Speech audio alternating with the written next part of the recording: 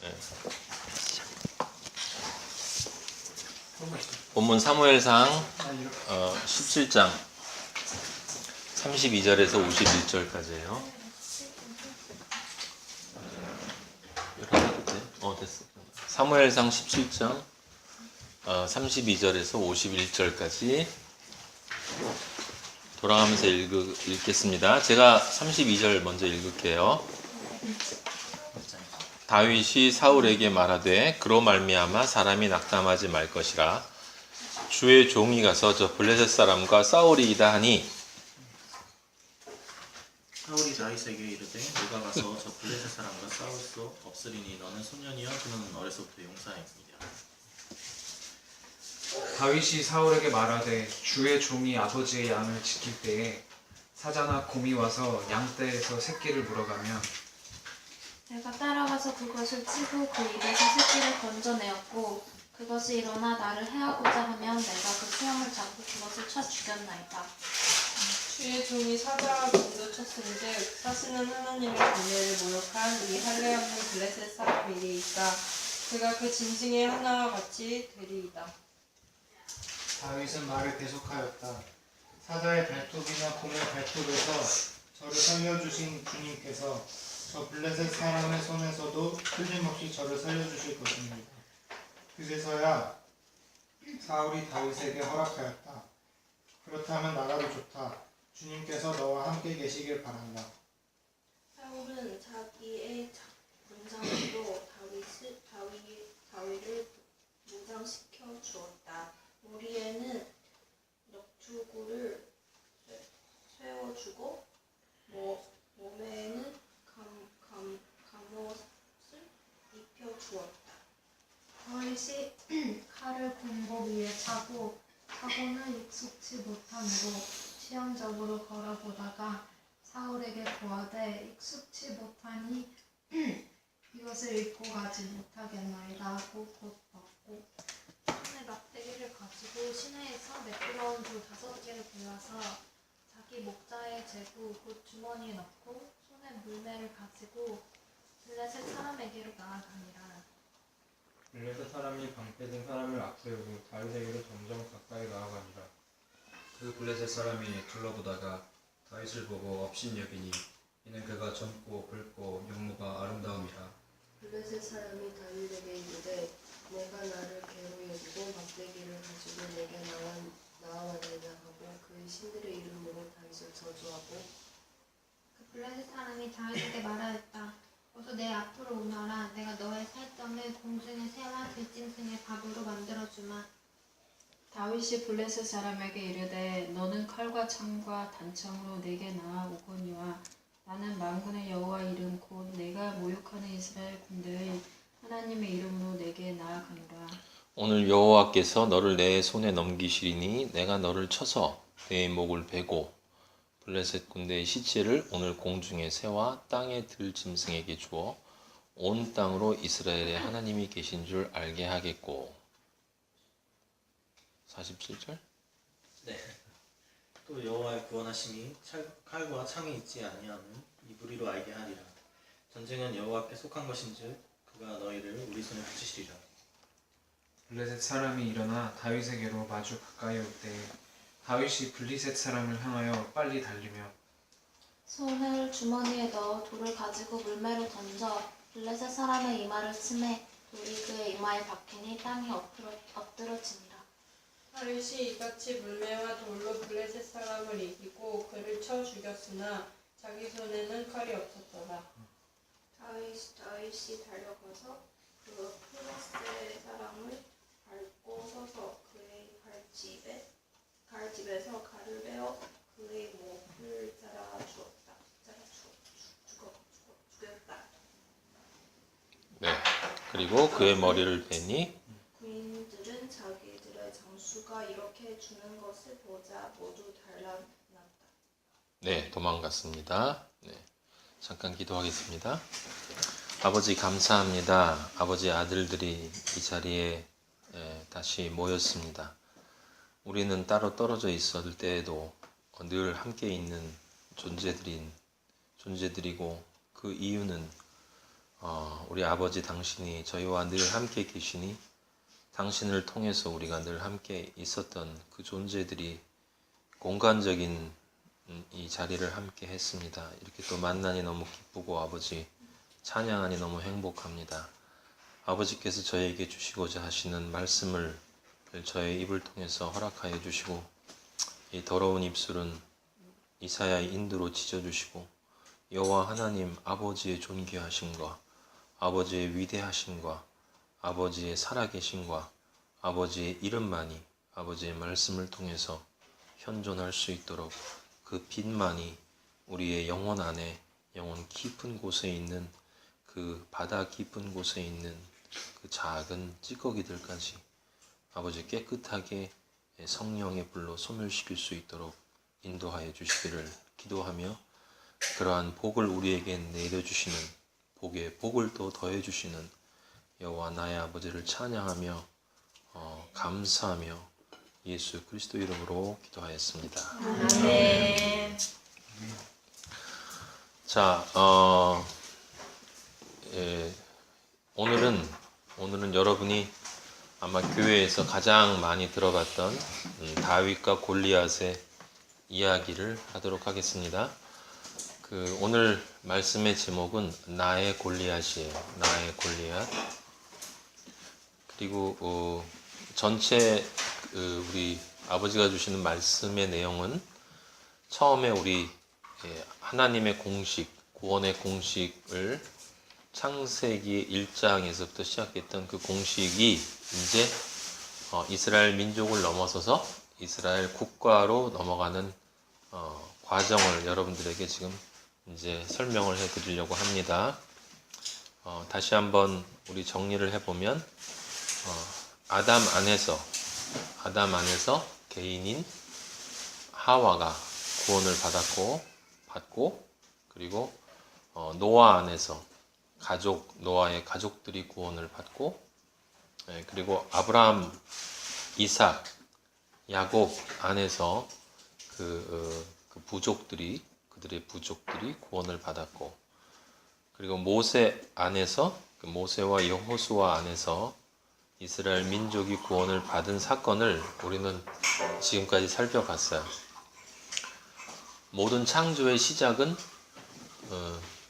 빛이 아니라 어두움이다. 아버지는 빛을 먼저 창조하신 것이 아니라 어두움을 먼저 창조하셨다라는 사실을 여러분들은 기억을 늘 하셔야 됩니다. 그러니까 어두움을 먼저 창조하셨다라는 것은 하나님이 좀 이상한 분이다라는 뜻이 아니라 우리 인간이 원래 그렇다는 거예요. 우리 인간은 원래 본성상 육으로 되어 있기 때문에 하나님 아버지로부터 분리되어지려고 하는 속성이 있고 그것을 성경은 어두움이다 라고 이야기를 했어요. 그래서 우리의 영은 아버지를 향하지만 우리의 몸은 끊임없이 다시 육의 그 어두움으로 회귀하려고 하는 그 퇴행 현상이 있기 때문에 그죠? 심리학에서는 사람들이 어머니 자궁으로 돌아가려는 퇴행 현상이 있다고 하는데 우리가 가지고 있는 퇴행 현상은 영적인 퇴행 현상은 그 어두움의 세상으로 돌아가려는 퇴행 현상이에요.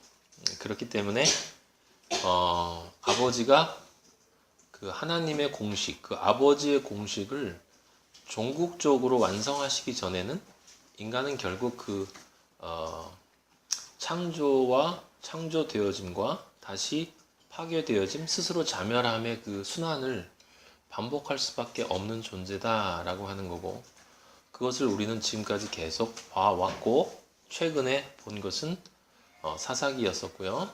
그리고 사사기 뒤에 이 사사의 마지막 사사였던 엘리와 사무엘의 비교를 통해서 그 아버지가 어떻게 자신의 창조의 거룩함을 이뤄나가시는가. 골고다의 십자가 사건은 창조 때부터 지금까지 끊임없이 있어 왔다라는 것을 매 사람들마다 성경에 나와 있는 매 사람들마다 늘 증명되어진다라는 걸 우리가 확인하고 있죠. 그래서 세상에는 두 종류의 사람이 있는 것을 우리는 확인했어요. 빛을 향해 서 있는 선한 사람과 빛을 등지고 서 있는 악인. 그 시편 1편에 나오는 복 있는 사람, 악인, 선인 그 나눈 그것이 사실은 복과 저주, 선과 악이 성경이 말하는 것은 바로 그 의미 이외의 다른 것이 아니다라는 것을 우리는 등장하는 인물마다 틀림없음을 계속 확인하고 있습니다. 영적인 관점에서는.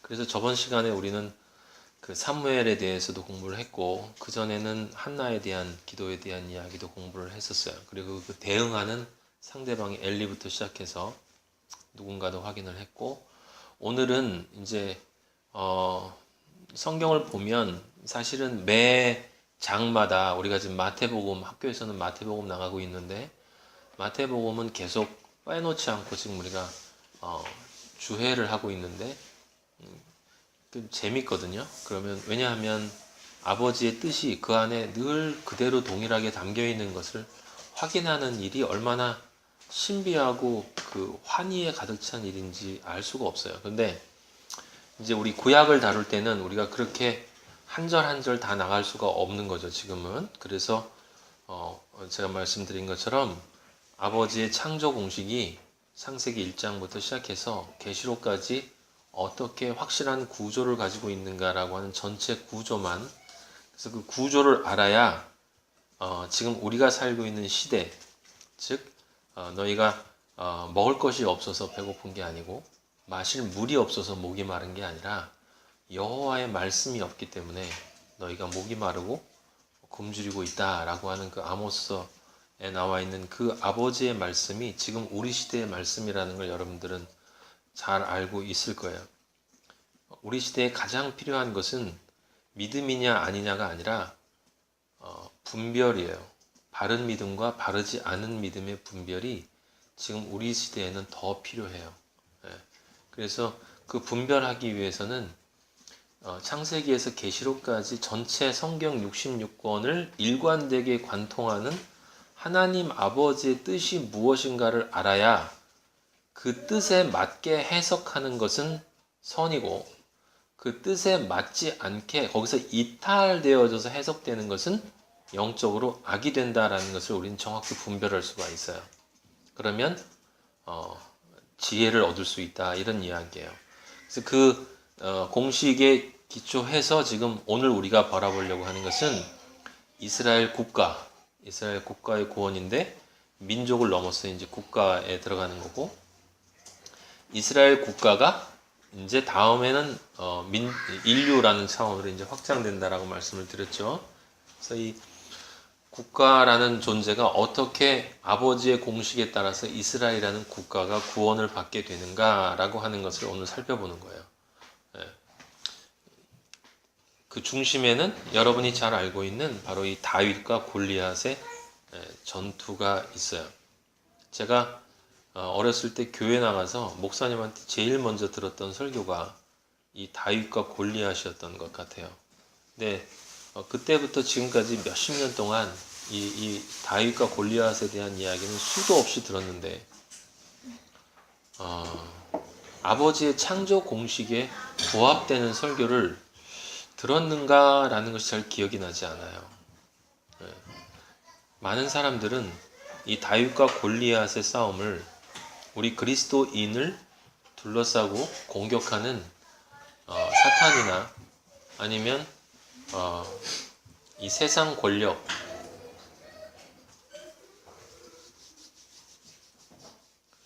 이라고 생각을 해요. 그래서 아버지를 향한 믿음을 가지고 그것을 이겨나가야 한다라는 이야기를 하는 사람도 있고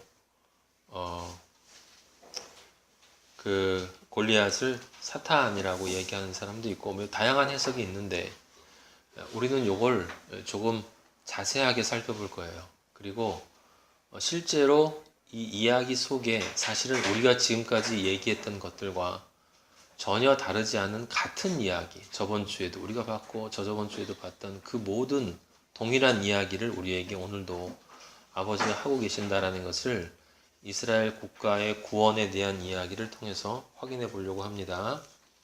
자, 시작은 여러분도 아시는 것처럼 국가라는 이스라엘 민족이 국가가 되어지는 과정에서 제일 처음에는 뭐가 있어요? 어두움이 있어야 돼요. 어두움. 그 어두움을 우리는 누구에게서 봤습니까?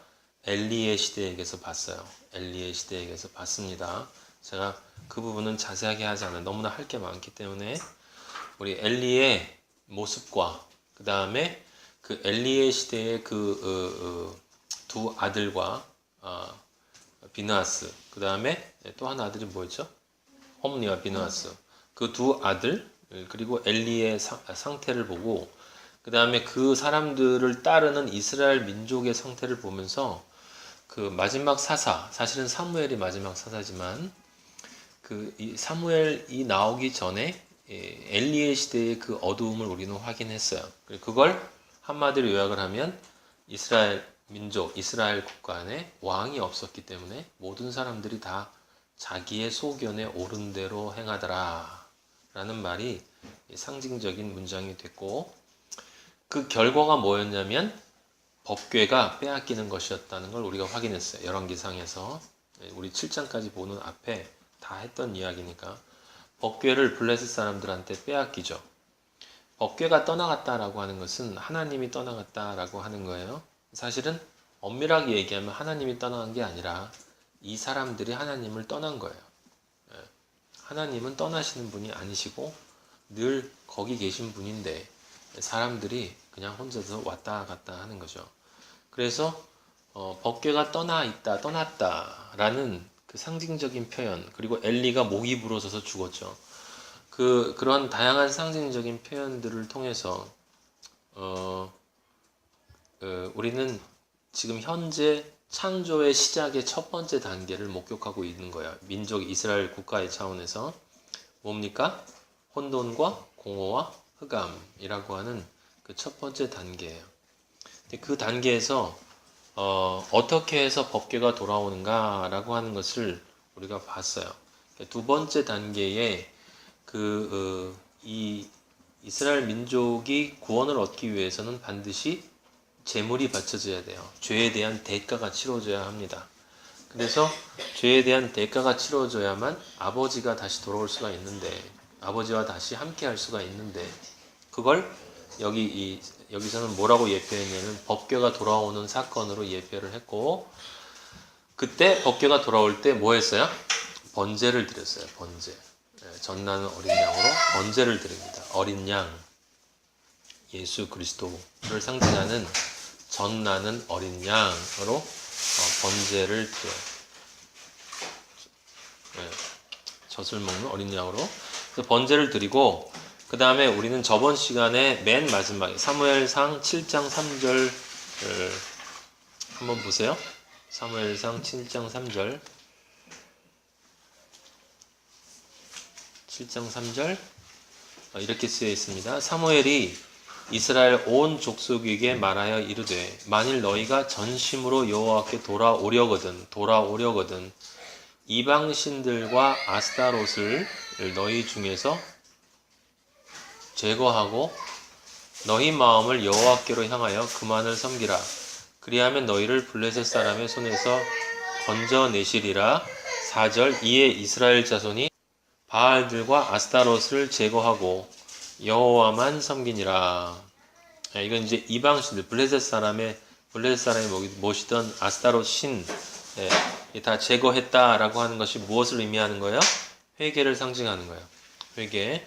그래서 그 세 번째의 이 회개가 끝나고 나서 이제 하나님의 말씀이 떨어지는 것을 어디서 목격하냐면 사무엘상 7장 5절을 보세요. 5절에 보면 사무엘이 이렇게 말합니다. 사무엘이 이르되 온 이스라엘은 그러니까 그 전에 3절 4절에 무엇이 있냐면 이스라엘 자손이 여호와만 섬기니라 라고 하는 도라섬의 사건이 있는 거예요. 그 도라섬의 사건이 있은 다음에, 회개가 있은 다음에 사무엘이 온 이스라엘에게 미스바로 모이라, 내가 너희를 위하여 여호와께 기도하리라 라고 해요. 이 미스바라고 하는 지역은 창세기 31장 51절에서 53절에 등장하는 지역인데, 거기는 무슨 얘기냐면 야곱이 자기 사촌 라반의 집에서 이 아내들하고 이제 도망치는 장면에서 알리지 않고 도망쳤기 때문에 라반이 쫓아오고 어쨌든 둘이서 만나서 서로 해치지 않고 야곱에게 라반이 네가 이왕 다 우리 딸들을 데려가고 했으니까 다 사실은 내 소유인데 너에게 갔으니까 이제 네가 잘 돌봐줘라 라고 하면서 둘이서 언약을 맺어요. 언약을 맺습니다. 그래서 31장 44절에 보면 이런 말이 있어요. 이제 오라 내가 너와 언약을 맺고 그것으로 너와 나 사이에 증거를 삼을 것이니라. 이에 야곱이 돌을 가져다가 기둥으로 세우고 또 그 형제들에게 돌을 모으라 하니 그들이 돌을 가져다가 무더기를 이루매 무리가 거기 무더기 옆에서 먹고 라반은 그것을 여갈사하두다라 불렀고 야곱은 그것을 갈르메시라 불렀으니 라반의 말에 오늘 이 무더기가 너와 나 사이에 증거가 된다 하였으므로 이 이름을 갈르메시라 불렀으며 또 미스바라 하였으니 여기 미스바라는 말이 여기서 나와요. 그러니까 야곱과 라반이 언약을 맺은 장소가 미스바예요. 그 미스바라는 곳에 지금 사무엘이 온 이스라엘을 부르는 거예요. 그래서 이 미스바란 이름이 무슨 뜻인가 라고 찾아보면 이 말은 사람들은 여호와께서 너와 나 사이를 살피시옵소서 해서 감찰한다라는 뜻으로 생각하는 사람이 있는데 실제 뜻은 계약의 망대라는 뜻이에요. 계약의 계약을 이루는 곳이다 이 말이에요. 계약을 이루는 곳. 미스바라고 하는 곳은 계약의 망대니까 계약을 이루면 그 망대는 높은 곳이잖아요. 그래서 이게 잘 이루어지는지 계약이 잘 이루어지는지를 살피는 곳 또는 계약을 이루는 곳. 이 미스바란 이름 안에 계약이 들어간 일은 굉장히 중요해요. 왜 중요합니까? 왜냐하면 이게 다시 반복되는 것을 알 수 있죠. 무엇이 반복되는 거야? 이스라엘 민족이 출애굽해서 회개가 끝난 다음에 그들이 어디로 가서 시내산으로 가서 그때 시내산에서 하나님 아버지가 임재하시고 십계명의 말씀을 주시면서 이스라엘 민족과 뭐해요? 계약하시잖아요. 계약하셨어요. 너희가 나의 언약을 잘 믿고 따르면 내 계명을 잘 따르면 너희들은 나의 백성이 될 것이다. 하지만 그렇지 않으면 그 결과는 너희들이 알고 있는 거야. 어쨌든 하나님이 그렇게 계약을 맺었고 계약을 맺는다는 것은 바로 아버지의 공식 안에 네 번째 단계에 들어가는 거예요. 네 번째 단계는 뭡니까? 내가 회개를 하고 내 땅이 좋은 땅이 되면 하나님이 임재하실 수 있는 땅이고 거기 말씀이 떨어질 수가 있는 것이고 그건 생명의 씨이신 예수 그리스도가 말씀으로 나에게 주어질 수 있는 땅이 됐다는 거예요. 그럼 땅이 됐다라는 건 하나님이 임재하신다는 거고 말씀으로 그 말씀에 대해서 나는 뭐 해요? 그걸 내가 지켜야지라는 결단을 하게 되는 거예요.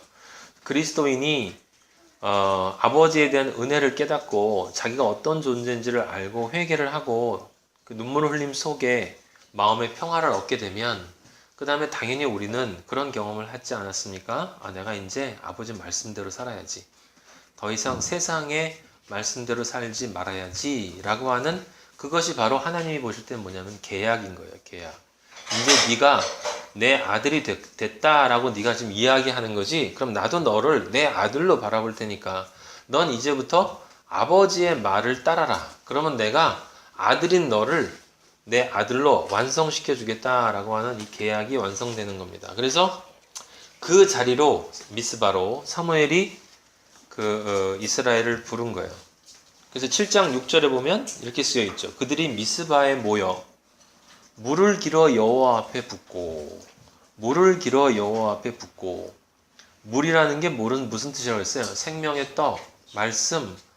그 물이 없는 그 사람들이 예수 그리스도의 말씀을 받게 되면 그것을 이제 길어낼 수 있다라는 거예요. 이것과 똑같은 내용의 비유에 되는 말이 우리 여러분 요한복음 공부할 때 예수 그리스도께서 혼인잔치 갔는데 거기 가보니까 물동이가 6개 있는데 다 비어 있었어요. 물이 채워져 있어야 되는데 말씀에 물이 채워져 있어야 되는데 물이 비어 있다라고 하는 거예요. 그 도랑아리가 뭘 상징한다고요? 우리. 그래서 6이었어요. 6. 인간의 숫자인 6. 그날 종일 금식한다는 건 무슨 말이에요? 단절, 거룩. 이제부터 내가 세상과 분리되어 살겠습니다. 라고 하는 뜻이에요. 거기에서 이르되 우리가 여호와께 범죄하였나이다 하니라. 다시 한번 회개를 하는 거죠. 결단하는 순간에 다시 한번 회개를 다시 한번 하고 사무엘이 미스바에서 이스라엘 자손을 다스리니라. 사무엘은 누구? 사사. 하나님을 대신하는 사람. 그래서 이렇게 되니까 이제 하나님이 이들을 다스리는 관계가 성립이 됐다. 이제 둘 사이에 계약이 이루어진 거다라고 하는 거예요.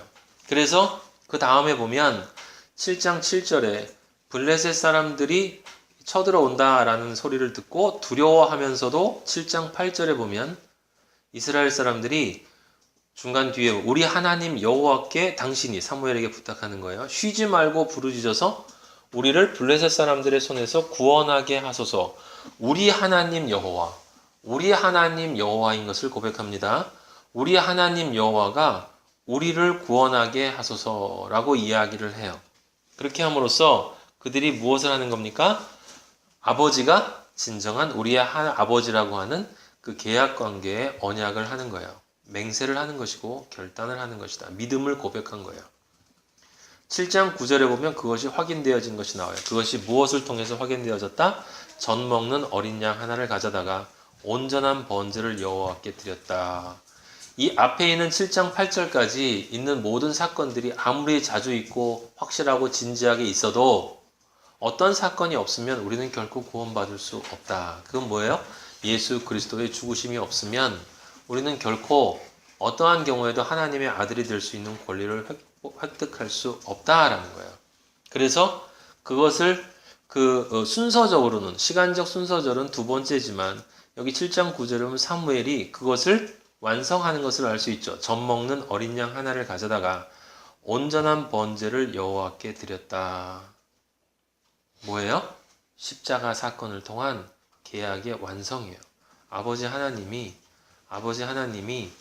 우리를 위해서 십자가 사건을 가져올 것이고 거기에 젖 먹는 어린 양 같은 우리 주 예수 그리스도, 아무런 죄도 없는 예수 그리스도, 어린 아기처럼 아직 세상을 전혀 알지 못하는 어린아이와 마찬가지로, 하지만 실제 그런 순진한 존재가 아니라 모든 것을 알면서도 모든 죄로부터 자유로우신 어린아이와 같은, 어린아이가 아니고 어린아이와 같은 예수 그리스도를 우리의 모든 지옥의 형벌을 위해서 대신 죽이겠다라고 하는 그것을 사무엘을 통해서 아버지가 보여주시고, 너희가 회개한 것과 너희가 죄를 고백한 것과 너희가 내 자녀라고 부르고 너희가 나를 아버지라고 부르는 이 모든 것이 이 번제를 통해서 완성되었다라고 하는 것을 아버지가 도장을 찍어주시는 사건이에요.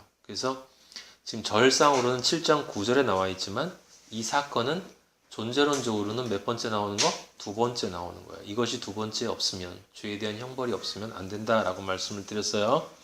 시간적인 사건이 아니고 존재론적인 순서라는 걸 여러분들이 기억하시고, 그 다음에 그것을 확인시켜 주는 게 7장 9절에 뒤에 보면 이스라엘을 위하여 여호와께 사무엘이 뭐 했어요? 부르짖음에 여호와께서 응답하셨더라.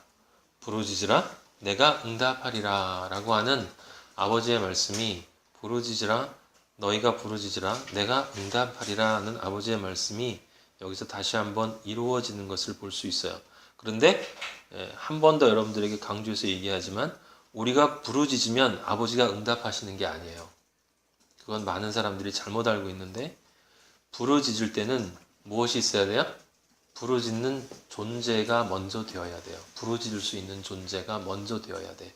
부르짖을 수 있는 존재가 누굽니까? 자신이 죄인됨을 알고 죄를 회개하고 그리고 나의 죄를 위해서 십자가에서 젖 먹는 어린 양으로 자기를 온전히 번제로 드리신 예수 그리스도의 그 사랑과 희생에 대한 감사와 찬양이 있는 그 존재가 부르짖을 때 여호와께서 응답하셨더라라고 하는 거예요. 자, 거기까지가 이제 뭡니까? 결단이에요. 그죠? 씨가 떨어진 거예요. 믿음이 들어왔다라고 하는 건 여러분들 다시 한번 정리를 하세요. 믿음이라고 하는 것은 믿는 자를 뜻하는 거고, 믿는 자, 성경이 말하는 믿어라 라고 하는 말은 믿는 자가 되라는 뜻이라고 제가 말씀드렸어요. 그 믿는 자라고 하는 것은 믿는 자가 되는 것은 두 가지인데 크게 볼 때 하나는 마음으로 믿는 것이고 또 하나는 뭐야? 입으로 시인하는 것. 마음으로 믿어 의에 이르고 입으로 시인해서 구원에 이른다. 마음으로 믿어 의에 이르고 입으로 시인해서 구원을 이룬다라는 성경 말씀의 진정한 의미는 무엇이냐면 마음으로 믿는다라고 하는 것은 내 보이지 않는 나의 존재 안에서 이루어지는 세 가지 단계를 나타내는 거예요. 죄에 대한 깨달음, 예수 그리스도의 나를 위해 돌아가신 십자가 사건에 대한 믿음, 그리고 더 이상 내가 옛날 내 옛자는 더 이상 따라가지 않겠다로 그 옛자의 목을 잘라버리고 새로운 자로 변해가겠습니다라고 하는 그 결단하는 그 마음밭이 있어야 되는 거예요. 마음밭. 그게 믿음의 비가시적인 영역이고 우리들이 보통 이야기하는 믿음이에요. 하지만 그건 믿음의 크게 나누어지는 첫 번째 파트고 진짜 파트인 두 번째 파트, 네 번째, 다섯 번째, 여섯 번째 단계에 있어야 된다고 그랬죠. 보이지 않는 부분과 보이는 부분이 함께 가야 믿는 존재가 되는 거야. 근데 보이지 않는 부분에서 마음으로 믿어까지가 완성이 됐으면 그 다음에 입으로 시인한다. 입으로 시인한다는 건 뭐예요? 삶을 통해서 자신의 삶 속에서 입으로 시인한다는 건 나의 입술의 열매가 예수 그리스도로 나오도록, 그게 내가 입으로 주여 시인한다는 게 아니라 내 삶의 입술의 열매가 예수 그리스도가 되도록 내 삶이 나의 믿음에 대한 열매를 나타내야 된다 이 말이에요. 그 열매를 나타냄으로써 내 마음의 믿음이 실제 믿음이었다는 증거를 내보여야 되는 거야. 그래서 그것의 첫 번째, 그 삶에서 마음으로 믿어 다음에 입으로 시인하여의 그 삶으로 이루어지는 세 단계의 첫 번째 단계가 지금 여기서 이루어진 거죠. 뭐예요? 하나님이 내 마음에 생명의 씨로 예수 그리스도가 성령으로 내 안에 들어왔고 내 영과 예수 그리스도의 영이 연합을 했고 이제 씨가 떨어졌다. 그래서 내가 마음속으로 진정한 결단, 이제 하나님의 말씀만 의지해서 살아야지라는 그 결단이 이루어짐으로써 아버지와 아들의 관계가 공식적으로 확인되어지는 사건이 네 번째 단계예요. 그렇죠? 그러면 이제 다섯 번째가 이루어져요. 진짜 중요한 파트가 이제 나오는 거예요. 그게 뭡니까? 씨가 떨어졌으면 내가 여잔데 내 안에 진정한 남자이신 예수 그리스도의 씨가, 예수 그리스도가 나의 육체의 욕망을 뚫고 들어와서 그 예수 그리스도가 내 자궁에, 내 영혼의 자궁에 정자의 씨, 진짜 남자의 씨, 우리 같은 더러운 쓰레기 같은 남성들의 씨가 아니라 진짜 유일한 진리의 씨를 떨어뜨렸어요. 그럼 당연히 내 영혼의 자궁 안에서는 그 씨가 자라야 돼. 그게 성장이고 그 성장이 다섯 번째 단계. 그럼 성장의 증명이 되어지는 건 뭐냐? 그걸 성경에서 뭐라고 그런다고 그랬어요? 예수 그리스도께서 말씀하셨어.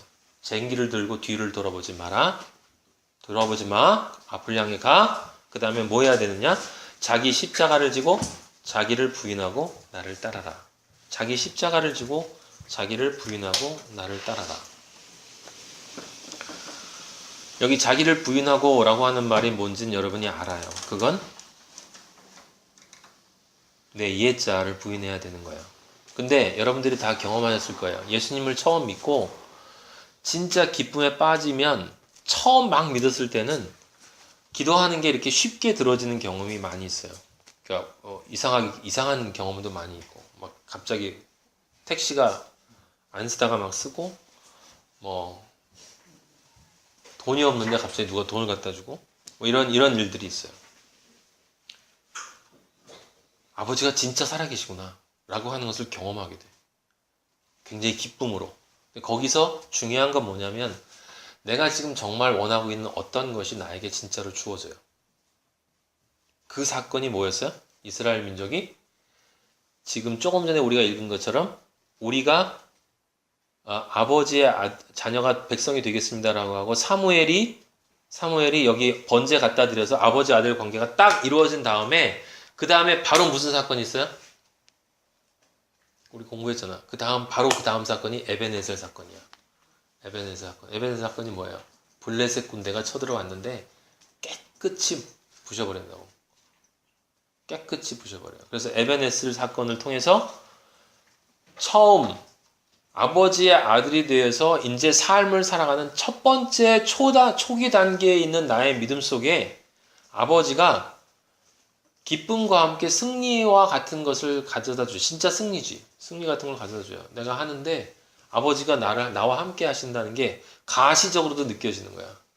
아버지가 나와 함께 하는 게 가시적으로 느껴지는 이유는 내가 아직 어리기 때문이에요. 젖을 안 주면 아버지를 따라올 수가 없기 때문에, 그래서 그걸 우리는 에베네셀 사건에서 봤어요. 에베네셀 사건. 그런데 여러분, 아버지를 처음 믿고 너무 기쁜데, 너무 기뻐서 이제 내가 아버지 따라 살아야지. 그러면 바로 다음 순간에 얼마 동안은 나에게 문제가 있을 때 아버지가 이렇게 들어주시는 것들이 막 느껴지거든. 사소한 것에서부터 아주 중요한 것까지 어떤 식으로든. 그런데 그 다음 단계가 뭐냐면 이제 안 들어주신 사건이 나타나요. 안 들어줘. 그 안 들어주신 이유가 뭐냐? 그건 지금 우리 얘기했잖아요. 성장하기 위해선 자기 십자가를 지고 자기를 부인하고 나를 따라야 돼. 그건 무슨 얘기냐면 내 안에 십자가를 져서 못을 박아버려야 될 그 놈, 내 안에 부인되어야 될 놈이 그냥 있다라는 뜻이에요. 아버지에 대한 생명의 씨가 내 영혼의 자궁에 들어와서 이 자그마한 씨의 그 영향력이 나를 그렇게 기쁘게 하고 내 과거의 삶을 끊고 새로운 삶을 살려고 하는 의지가 있지만, 그렇다 하더라도 내 안에 아직 내 마음의 대부분은 아직도 옛자아로 남아있는데, 그 옛자아는 어딜 향해 간다고? 아버지로부터 분리되어져 간다는 거예요. 세상으로 가고 싶어 한다는 거예요. 세상을 가고 싶어 하는 내 자아가 아직 그대로 남아있어. 성장이라는 건 그 30배, 60배, 100배의 결실을 이루려면 그 생명의 시간 내 안에서 자라야 되고, 자라는 만큼 원래 있는 그 딱딱하게 굳어져 있는 내 옛자아를 이 드릴로 뚫고 햄머로 부수고 용광로로 녹여서 그 자리를 성령이 더 차지할 수 있는 자리를 만들어야 된다 이 말이에요. 그러면 거기서 필요한 건 뭐냐면 아버지가 우리를 사랑하시기 때문에 처음엔 들어주시다가 그 다음에 우리에게 고난을 허락하신 이유는 내 안에 내가 스스로 부인해야 할, 내 안에 부인되어야 할 내 옛자아의 모습에 어떤 것이 있는지를 내가 알아야 되는 거야. 내 안에 아직 더러운 그것이 뭐가 있는지를 내가 모른다는 말이에요. 지금 취해서 아버지의 은혜에 취해가지고 완전히 성령에 취해서 내가 진짜 그리스도인이 된 것 같고, 그렇기 때문에 내 안에 아직 얼마나 많은 죄덩이가 아직 그 암덩어리처럼 도사리고 있는지, 그 1차 수술에서 안 되니까 그 수술을 또 해야 되는데, 그 수술을 하기 위해서는 의사가 암 사진을 보여주는 것처럼 그 암이 있다는 걸 보여줘야 된다, 이런 이야기예요. 그게 드러나야 한다는 거죠. 자, 그 다음에 7장 9절 우리가 봤었는데 8장으로 넘어가면 바로 무슨 사건이 나오냐면, 이스라엘 민족 안에 그 이스라엘 국가가 구원을 받기 위해서, 이 진정한 국가로 성립되기 위해서 부정되어야 될 그 옛자의 모습이 어떤 건지가 8장에 가면 그래서 나타나요. 그러니까 7장 뒷부분에는 아버지가 승리하게 해주는 기쁨이 있어. 그래서 에베네셀 이야기가 나오고, 그 다음에 이스라엘 민족이 아버지를 찬양하는 이야기가 나오는데, 바로 8장에 넘어가면 이스라엘 민족의 내면에 들어있는 아버지의 국가로 성립되기 위해서는 제거되어야 될 무엇이 나타나요. 그게 뭐예요? 우리에게 왕을 주세요 하는 거예요. 8장 6절에 보면 5절에 보소서 당신은 늙고 당신의 아들들은 당신의 행위를 따르지 아니하니. 사무엘에게도 아들들이 있었어요. 그 아들들도 사사로 세우기는. 그런데 당신의 행위를 따르지 않았어요. 얘네들이 뇌물을 먹었어요. 뇌물. 모든 나라와 같이 우리에게 왕을 세워 우리를 다스리게 하소서.